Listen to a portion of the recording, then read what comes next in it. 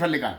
የእግዚአብሔር ቃል በማቴዎስ ወንጌል ምዕራፍ 16 ላይ ከዚህ ጋራ ተያይዞ ቁጭ አድርጎ የምናገረው ነገር አለ። ቁጥር 26 ላይ ማቴዎስ 16:26 ሰው ላይ ዓለሙን ሁሉ ቢያተርፍ ነፍሱን ቢያጎድል ምን ይጠቅመዋል ይላል።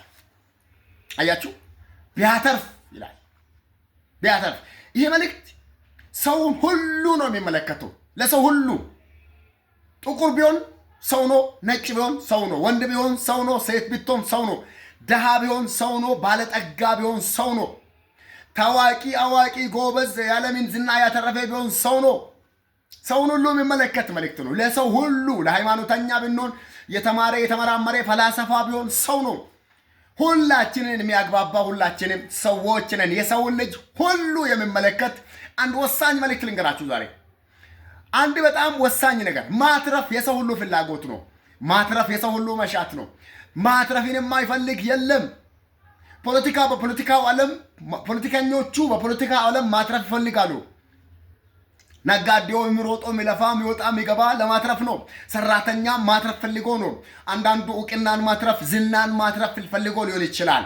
እኔ ግን መልእክት አለኝ። ይሄ የእግዚአብሔር ቃል የምናገረው ሰው ይላል ዝናን ቢያተርፍ አይደለም፣ እውቅናን ቢያተርፍ አይደለም፣ በፖለቲካ ዓለም የተሳካለት ቢሆን አይደለም፣ ሀብታም የታወቀ ባለጠጋ ኢንቨስተር ቢሆን አይደለም። ሰው ዓለምን ሁሉ ቢያተርፍ ይላል ቢቻልና ማይቻል ነገር ነው ሆኖለት ተሳክቶለት ዓለምን ሁሉ ቢያተርፍ ይላል። አንድ ነገር ግን ቢያጎድል ነፍሱን ቢያጎድል ነፍሱን ማትረፍ ካልቻለ ምን ይጠቅማል? ምን ማለት ነው? ያ ሁሉ አተረፍኩ የሚለው ነገር ተሳካለኝ ብሎ የሚቆጥረው ነገር ሁሉ ተሰብስቦ በዜሮ ይባዛል ማለት ነው። ሰው ዓለምን ሁሉ ማትረፍ እንኳን ቢችል ነፍሱን ማትረፍ ካልቻለ፣ ነፍሱን ማትረፍ ማለት የእግዚአብሔር ልጅ ስለ ሰው ልጆች ሁሉ ሰው ሆኖ ወደ ምድር የመጣ መድኃኒታችን ኢየሱስ ክርስቶስን ማጣት ሁሉን ማጣት ነው። ሌሎች በጣም ሰው የሚጋደልለትን ሰው የሚሞትለትን ነገር አትርፎ ሊሆን ይችላል። ሰው የሚጋደልለትን ሰው የሚሞትለትን ነገር ሁሉ ቆጥሮ ሊሆን ይችላል። አግኝቶ ሊሆን ይችላል። ለማግኘትም የሚሮጥ አገኘው የምልም ቢሆን አንድ ነገር ግን ወሳኝ ነገር ሚስ ካደረገ ካጣ ነፍሱን ቢያጎድል ግን ዋጋ የለውም ወገኖች። ስለዚህ ማንም ይሄ በዚህ ጉዳይ ኪሳራን አይፈልግም። ይሄን ነገር አስበሃል ወዳጄ? ስለ ነፍስ ምን አይል ታስባለህ? በዚህ በአዲሱ ዓመት ዛሬ ይመስለኛል 6ኛ ቀን ላይ ነው ያለነው። በ2018 6ኛ ቀን ላይ ነው ያለነው። በዚህ 6ኛ ቀን ላይ ቆሜ ይሄን አንድ ወሳኝ ጥያቄ ልጠይቃችሁ። በዚህ ዓመት ምን አስባችኋል? አንዳንዱ ከሱስ ለመላቀቅ ያቅዶ ሊሆን ይችላል። ሲጋራ ማጫስ፣ ጫት መቃም አቆማለሁ ብሎ ሊሆን ይችላል። ትምህርት ጀምራለሁ፣ ቢዝነስ ጀምራለሁ ብሎ አቅዶ ሊሆን ይችላል። እስኪ ስለ ነፍስ ማሰብ ጀምር። የነፍስ ጉዳይ ያሳስብ እስኪ። በዚህ ምድር በዚህ በለበስነው ስጋ የምንኖራት እድሜ በጣም በቁጥር የተገደበች ውስን ናት። ያም ብዙ ፈተና፣ ብዙ መከራ፣ ብዙ ውጣ ውረድ ያለባት የሰው ልጅ መኖር ደግሞ በዚህ ምድር ብቻ የሚያበቃ ጉዳይ አይደለም። ዘላለም የሚባል ነገር አለ። ስለ ዘላለም ምን ታስባለህ ወንድሜ? ሰው በወጣበት የሚቀርበት፣ ሰው በሰላም ወጥቶ ለመግባት ዋስትና የሌለበት አስቸጋሪ ጊዜ ላይ እንዳለን ሁላችንም እናውቃለን። ስለ ነገ ምን ታስባለህ? ከሞት በኋላ ስላለው ህይወት ምን ታስባለህ የኔ ወንድም? እስኪ 2018 ካቀድካቸው፣ ፕሮግራም ካደረካቸው፣ ካሰብካቸውና እቅድ ካወጣባቸው ነገሮች አንዱ አድርግና ጨምር። ስለ ነፍስ ምን ታስባለህ? የእግዚአብሔር ቃል ሲናገር ሰው ይላል፣ አንተም ይሄ ሚዲያ ያየው ያለው ሰው ነህ። በዚህ በፌስቡክ እና በቲክቶክ በዩቲዩብም ሊሆን ይችላል። ይሄንን ሚዲያ ያያችሁ ያላችሁ ወገኖቼ ሰዎች ነን። በሰው ቋንቋ ነው ያወራ ያለሁት። ስለዚህ ለሰው ነው የሚያወራ። ይሄ መጽሐፍ ቅዱስ የተጻፈው ለሰው ልጆች ነው። እግዚአብሔር በዚህ በቃሉ የሚናገረው ለሰው ልጅ ነው።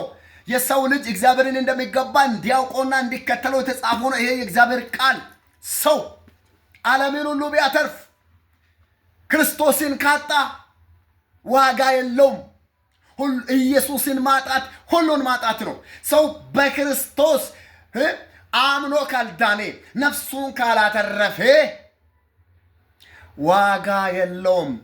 የሁሉ ሩጫ፣ የሁሉ ልፋት፣ የሁሉ ድካም፣ የሁሉ ቀን ከሌሊት ደፋ ቀና ማለት ነፍስን ማትረፍ ካልቻልክ ምን ይጠቅማል? እኔ ወንድም ምን ይጠቅምሻል? እህቴ ምን ይጠቅማል? ወንድሜ፣ አባቴ፣ እህቴ ምን ይረባሃል?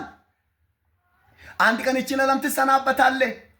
ያለ አንተ ፕሮግራም ነው የምትሄደው። አንድ ቀን በዚህ ፕሮግራም እያስክ አይ እንደዚህ አይነት ፕሮግራም ነበረኝ አትልም። ሞት ከመጣ ቀጠሮ የለውም፣ ይዞ ይሄዳል። ይቺን ምድር ሳትሰናበት ስለ ነፍስ ምን ታስባለህ? ሁሉ ማትረፍን ይፈልጋል። ሁሉን ማትረፍ ግን ኢየሱስን ካላካተተ ክርስቶስ ከሌለ ከንቱ ከንቱ ከንቱ ነው። ጠቢቡ ሰለሞን እንዲህ ብሏል፣ ከፀሐይ በታች ያለው በምድር ያለው ሁሉ ከንቱ ከንቱ ከንቱ ነው። የከንቱ ከንቱ ነው። ንፋስን እንደመከተል ነው። አይን ከማየት አይጠግብም፣ ጆሮን ከመስማት አይሞላም። ሁሉ ከንቱ ነው። ከንቱ በሆነው ዓለም ተጠምደ ዘመኔ አይለቅ። ና ወደ ኢየሱስ ክርስቶስ ንስሐ ግባ። የአቋም ለውጥ አድርግ። ኃጢአትን ተናዘዝ። የእግዚአብሔርን የፍቅር ደብዳቤ፣ ይህንን የእግዚአብሔርን የፍቅር ጥያቄ ተቀበል። የእግዚአብሔርን የፍቅር ስጦታ ልጁን ክርስቶስ ኢየሱስ እመንና ዳን።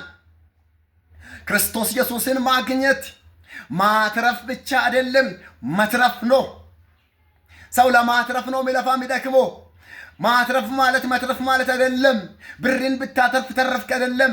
ዝናን ብታተርፍ ተርፍሃል ማለት አይደለም። ኢየሱስን ብታተርፍ ግን ኢየሱስን ማትረፍ ብቻ ሳይሆን መትረፍ ነው፣ መዳን ነው፣ ማምለጥ ነው። ከዘላለም ፍርድ፣ ከዘላለም ቅጣት፣ ከዘላለም ጥፋት መዳኛው ኢየሱስ ክርስቶስ ነው። እኔ መንገድ፣ እውነት፣ ሕይወት ብሎ ሕይወት ነኝ ያለ ክርስቶስ ኢየሱስ በሱ የሚያምን አይኮነንም፣ አይፈረድበትም፣ ይድናል።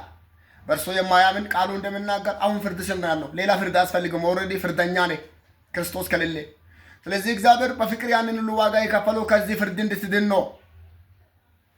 ሰው ዓለሙን ሁሉ ቢያተርፍ ነፍሱን ቢያጎድል ዋጋ የለው።